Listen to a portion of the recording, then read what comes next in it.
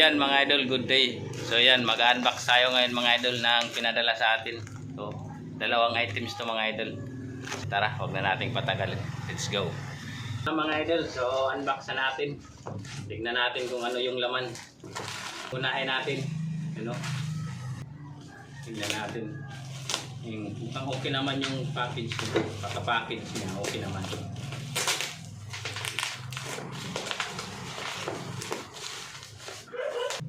Mabasa nyo ba? Ano? So, baliktad rin natin para mabasa nyo. Hindi mabasa. Baliktad mga idol, di mabasa. Pero yan o.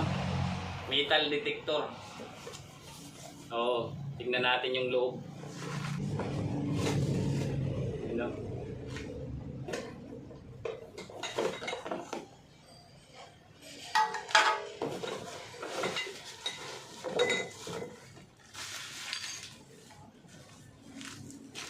Saka manual.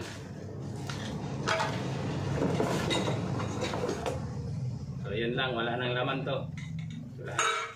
Saka ito naman. So ito, hindi ito masyadong kong kasi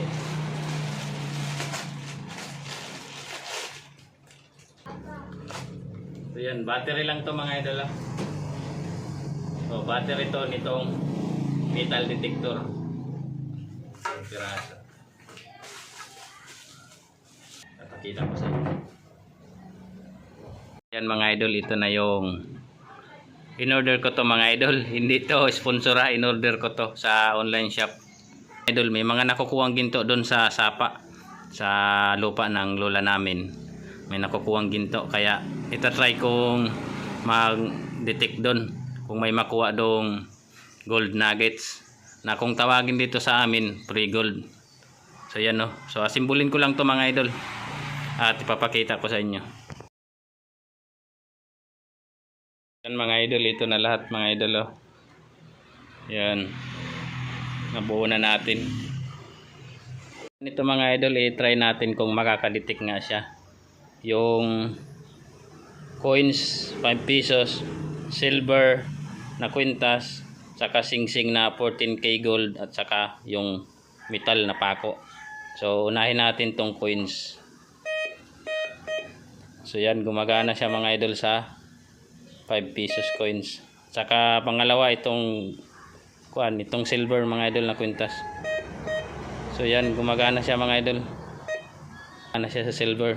So dito naman sa 14k na singsing.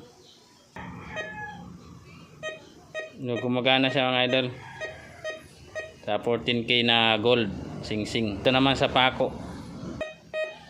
So yan, gumagana siya mga idol sa metal. At mga idol, gumagana siya sa coins, silver, gold, at saka sa metal. So yan no. So medyo okay na to, kaso parang sa palagay ko mababaw lang. Nasa isang tangka lang ata lang yung haba niya no. Ganyan lang siguro yung kaya niya i-detect.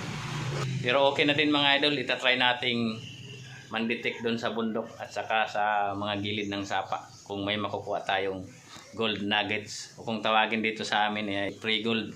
Abangan nyo mga idol yung pagtuklas namin doon sa lupa ng lola ko. So itatry namin doon manuklas. Hindi lang yung pag-detect kundi pagtuklas din kung may linyada doon o bina ng ginto.